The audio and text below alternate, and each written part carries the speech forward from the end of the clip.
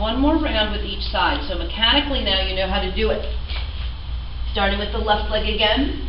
This time your focus is going to be, as you hug, feel the release and the length come down the left side of the spine.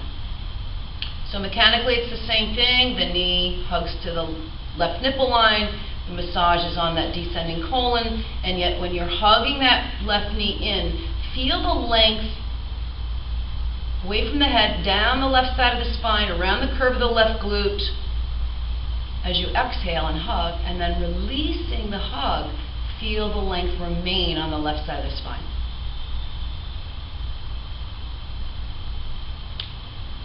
Keep the pelvis stable on the floor, relaxed on the floor.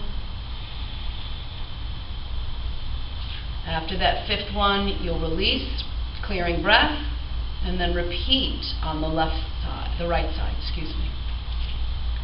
With full focus on the back muscles. So the musculature on the back is what you're focusing on now with the same movements. Lengthening down away from the head. Those are our paraspinal muscles, right? The erector spinae, they keep you erect. Each exhale, feel length. Away from the head, down through the low back, around the curve of the seat.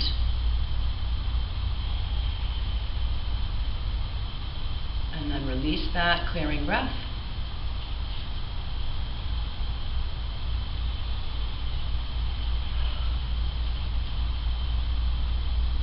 Good. Again, tune into the vibratory quality and the nature of your breath. And then draw both knees in. Pause for a moment, find the breath. See if you can create equanimity between right and left, and maybe the body's going to reveal to you right side's tighter, left side's looser. Just be the observer of that.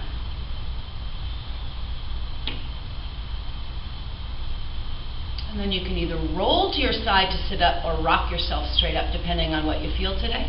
And we'll revisit the Dandasana pose, extending the legs, toes skyward, active, palms firmly pressing you. Again, it's physics. To lift tall, sometimes we could recruit from the extremities. And then knee to the thumb to the kneecap, middle finger behind the knee. Inhale. And on the exhale, scoop, hollow, elbows bend sideways. Low back opens, widens, kidneys vibrating in full breathe. So breathe to your back body. Let the head get heavier and heavier. And do you note a change? Then relax the arms, shoulders away from the ears. Stay.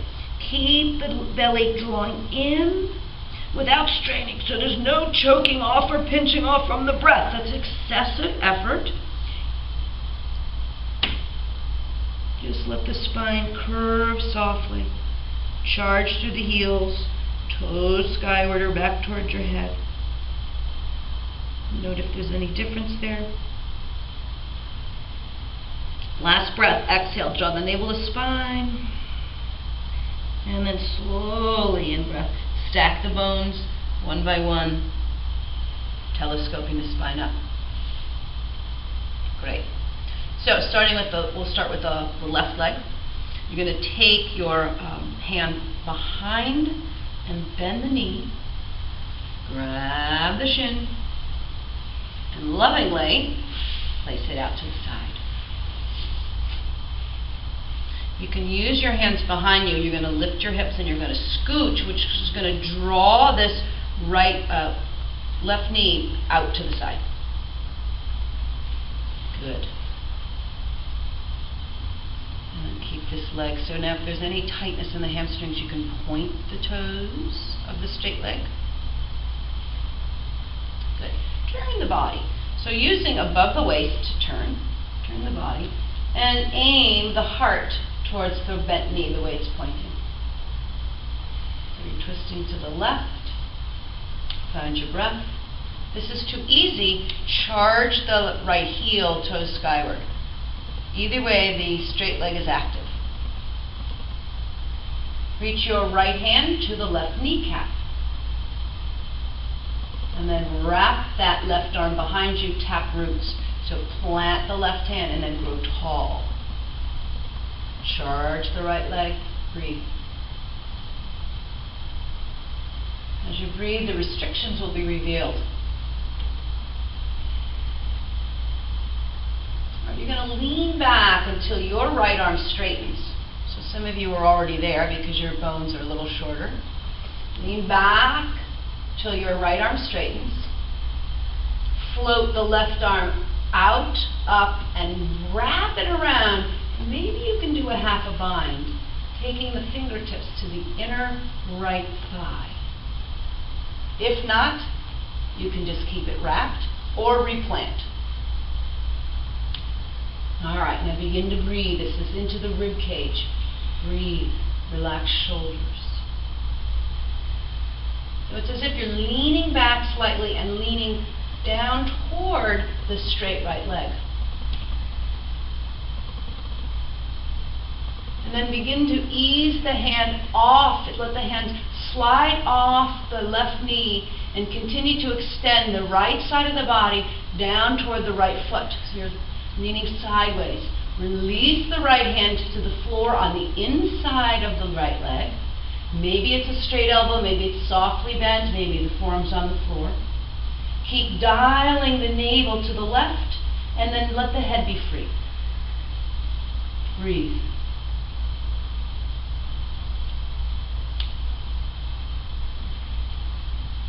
Release the left arm out to the side, shoulder level, and continue to slide the right arm, tracking inside the right leg.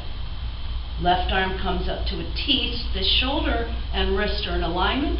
And then what's the head want to do? So look for a rigidity here. If the neck wants to hang, let it. You need muscles to keep the head up, so maybe today that's not right. And then where do you want to look? Where does the gaze want to be? Up at the left hand? Breathe. Keep bringing the right ribs forward, the navel towards the sky. Plug the left arm into its socket. And if you want to go further, allow the left arm to float right near the left cheek. We're not going for the toes, it's okay. Breathe, keep twisting. Now breathe into that left lung.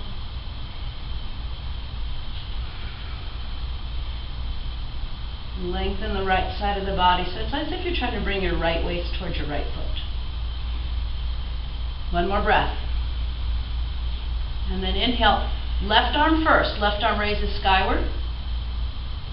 And then on the exhale, float the left arm down behind you, and it will be like a fulcrum. The weight of the left arm is going to raise your torso up. You'll face the bent left knee as you started. Turn the whole body now facing the extended right leg. And you're going to lift your hips up and steer the pelvis more square. That might mean you need to adjust that inner knee. Good. All right. Now we're going to bend forward over this leg. So again, tight hamstrings, point the toe. No problem with hamstrings. Flex the foot. Little spider hands. Walk, walk, walk. All right, so taking really good care of the low back, mindful of the low back. And it's not so much to get here. It's the openness now. We're not doing the scoop hollow. Lift and lengthen. Either point the toes or push the heel. Thigh is firm, kneecap lifted. And it's as if your shoulders cross this leg like a capital T. Heart stays lifted. So now you're projecting your belly forward, softening the low back, not overarching it, just softening the lower back. And then take the wrinkles out of the neck. Align the spine. And continue moving forward. Little bite-sized movements. You may plant the hands for arms like posts to keep you right there so that you don't fall through your edge. You can continue to fold forward. Think of the crown going towards the toenails and gaze somewhere along the leg.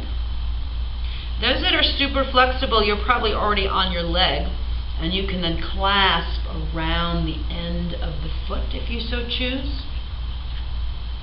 Keep lifting, side body long.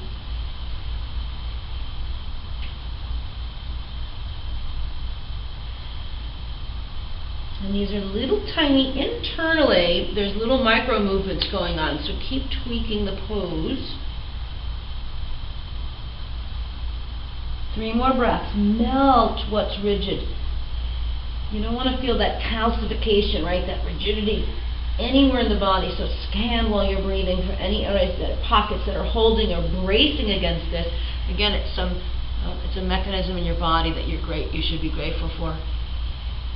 Relax those shoulders in the face.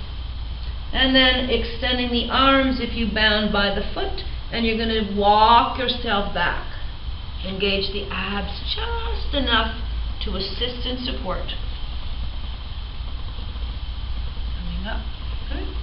Hands beside your hips. Extend the legs straight out. Dandasana. Pause. Keep the legs charged. Pause and breathe. Clearing breath if you need to. And this is where the gifts of the pose come forward.